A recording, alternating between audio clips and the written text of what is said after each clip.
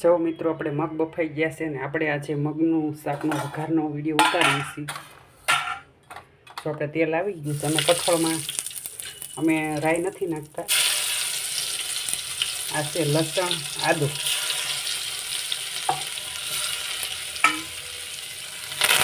મીઠો લીમડો, પછી આપણે નાખી દીધા છે ટમેટા અને મરચાંના કટકા. જો આ છે મગ ભાતનો પ્રોગ્રામ છે. સવારમાં પછી જવાનું તો હોસ્પિટલ, એટલે મારે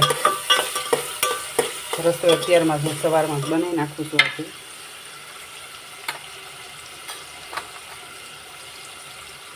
આપણે નાખી દીધું હળદર,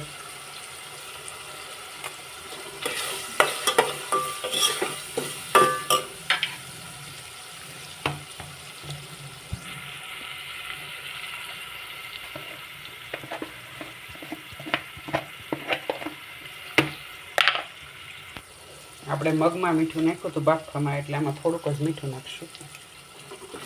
હવે આને એકદમ ગ્રેવી જેવું થાય ને ત્યાં સુધી સાંકળવા દેવાનું છે.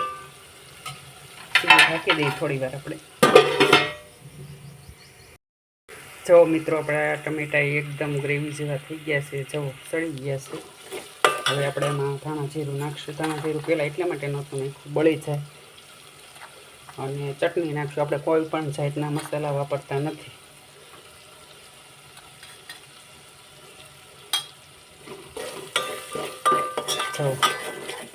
અને થોડીક ખાંડ નાખશું, કારણ કે આપણે આ મગ ભાત બનાવીને એટલે શાકમાં સાઈશ નાખીએ છીએ. થોડોક નાખશું ચીણાનો લોટ, એટલે ગ્રેવી ઘટ થઈ જાય. અમે કાંદાવાળો નથી બનાવતા મગનું શાક.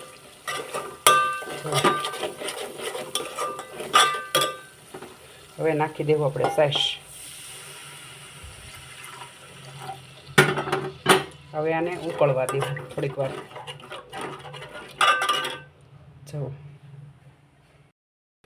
જવો આપણે મગ નાખી દીધા છે મિત્રો. સાઈશ ઉકળી ગઈ હતી એટલે હવે થોડુંક પાણી નાખી દેવું, કારણ કે આપણે મગ ભાત બનાવવાના છે એટલે રસો થોડોક રાખશું. જો અમે તીખું બહુ નથી ખાતા, મીડિયમ ખાઈએ છીએ. જો આ રીતું અમે સાઈશવાળું મગ હારે શાક બનાવીએ છીએ અને ભાત બનાવીશું જીરા રાઈસ. આપણે તમે કઈ રીતે બનાવો કોમેન્ટમાં કહેજો, અને આવી રીતે એક વખત ટ્રાય કરજો સાઈશમાં મગનું શાકમાં સાઈશ નાખીને અને બનાવજો. બહુ સરસ શાક થાય. અમે મગ ભાત હોય ને ત્યારે સાઈશ નાખીએ છીએ. નકરું શાક જમવાનું હોય રોટલી સાથે ત્યારે સાઈશ નથી નાખતા. જો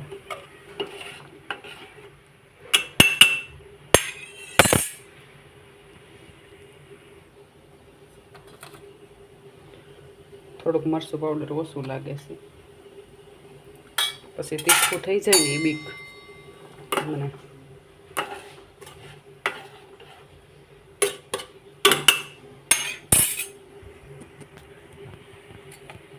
જો હવે આપણે નાખી દઈએ ધાણાથી શણગારી દીધું છે. આપણું મગનું શાક રેડી થઈ ગયું છે.